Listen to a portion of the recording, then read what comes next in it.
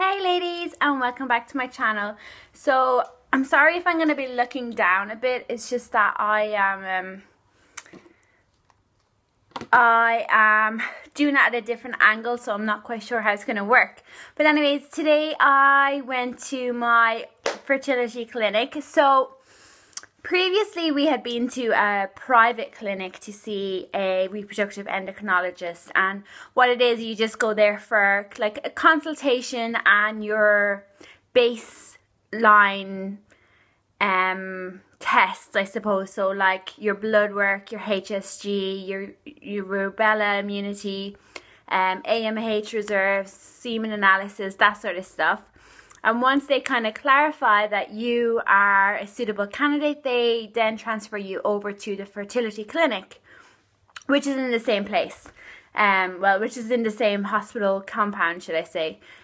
So, sorry, just like something in my throat. So yeah, today myself and Robert went up. We had a very early appointment. Well, not that early actually, it's like 8:45 a.m. So off we went, and I was extremely nervous. I'm not going to lie about it. I was very nervous, and the reason I was nervous was because of my weight issue. So if you remember when I went to my last RE appointment, so I will link that video like here somewhere, if you want to have a look at that. And I will be in the description below. When I went there, she made a massive deal about my weight.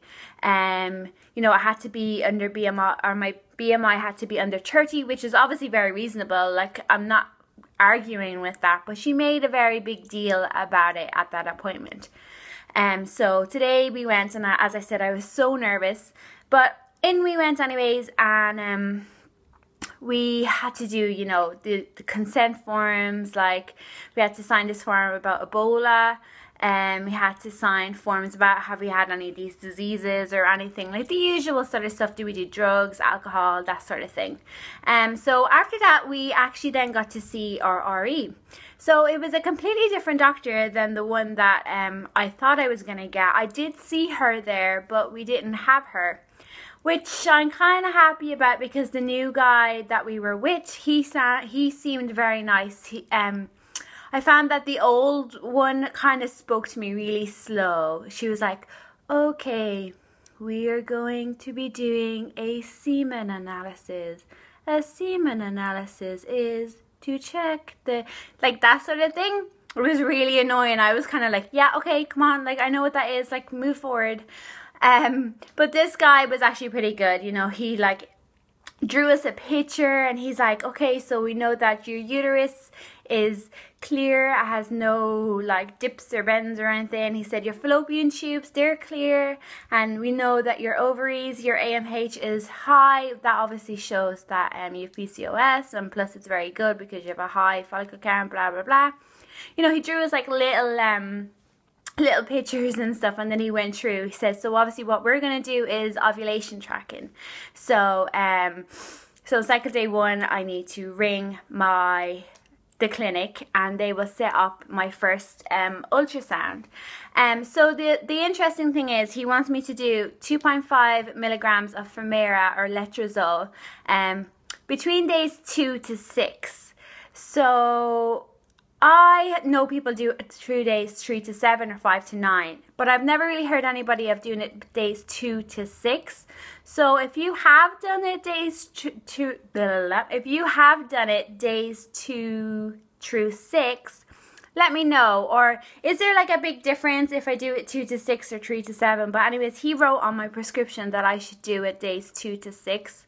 So obviously I take so day 1, phone in, get my first ultrasound appointment, which is around about day 9 or 10. So then I take my Femera days 2 through 6.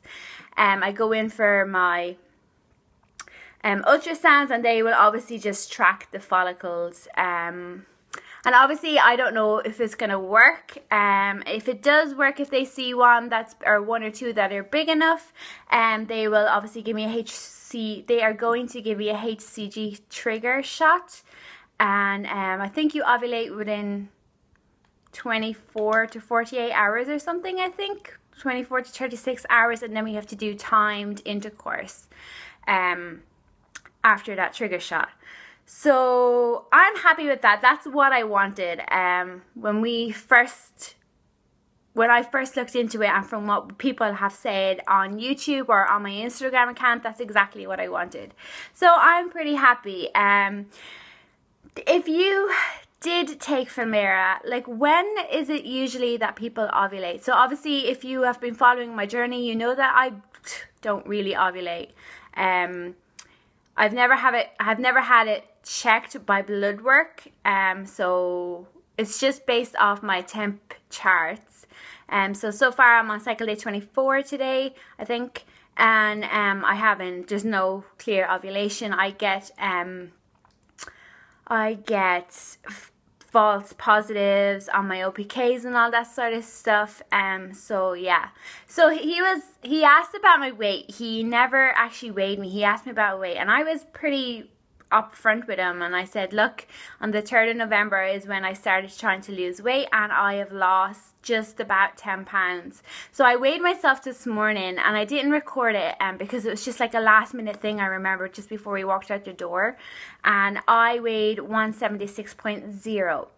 so I think that makes it that I lost 0.8 of a pound this week, which is not great, but I'm going to take it. Anything is good. So obviously I'm going to just continue on with what I'm doing, my walking and my food. So yeah, as I said, if you have any questions or anything, leave them below. But yeah, it's just really the 2 through 6 of taking the Femera, and also when do you actually ovulate on that, or when did you actually ovulate on that, and did it work for you?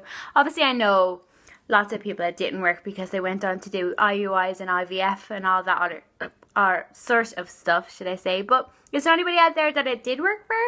But anyways, girls, thank you so much for watching. If you're new, don't forget to subscribe and give this video a thumbs up if you liked it.